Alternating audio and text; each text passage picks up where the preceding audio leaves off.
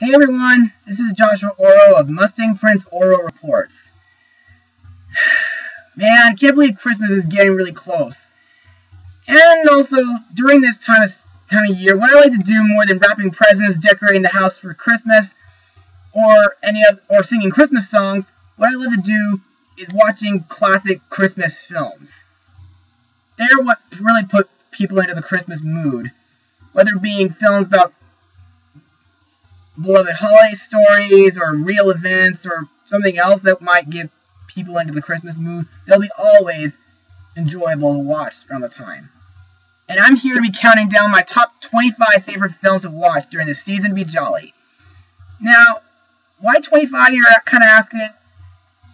Well, that's how many days in December you have to wait till Christmas, so why not?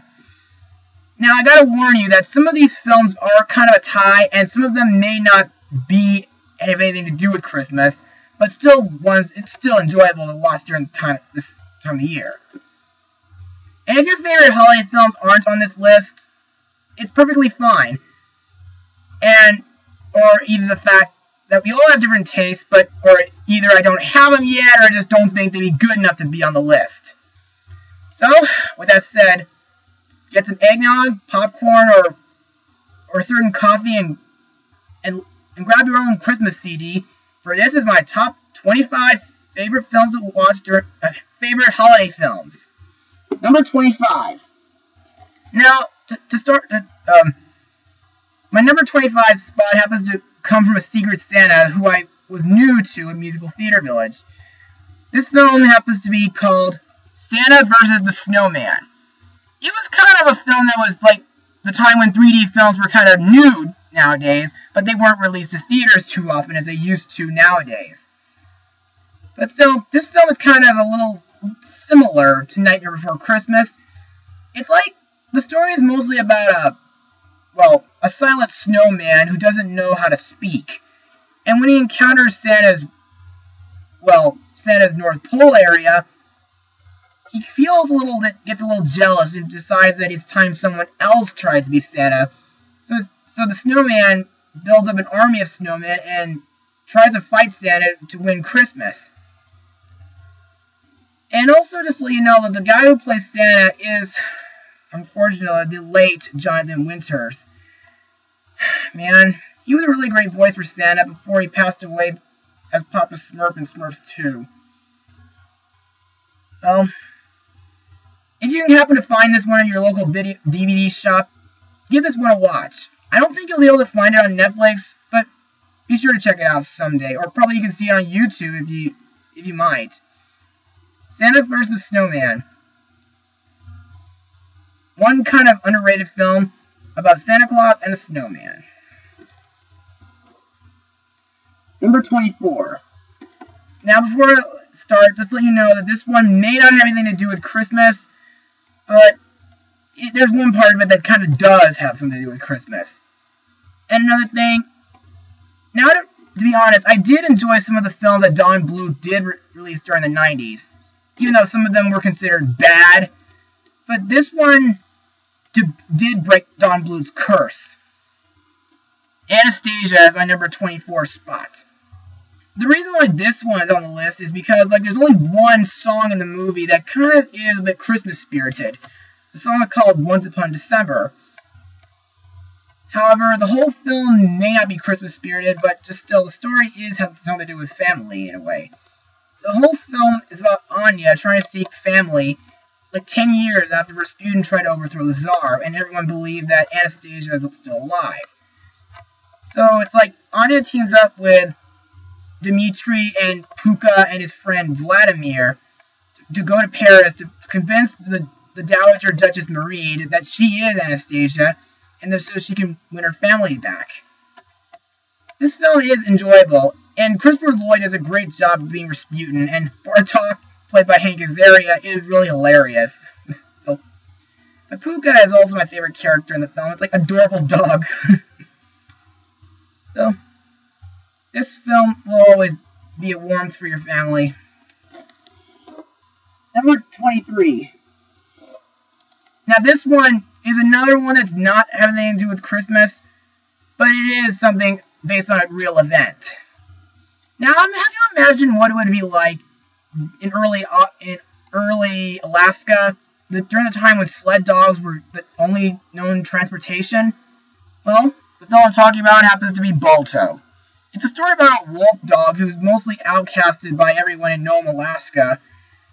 But when a certain diphtheria epidemic spreads to certain children, along with a little girl named Rosie, the only way to save the kids was to bring forward medicine from a train in Nenana.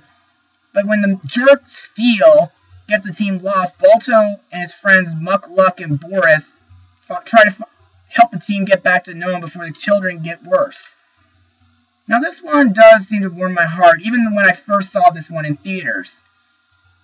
And Kevin Bacon does a pretty good job with Balto, but I don't know about the sequels since I don't have them yet.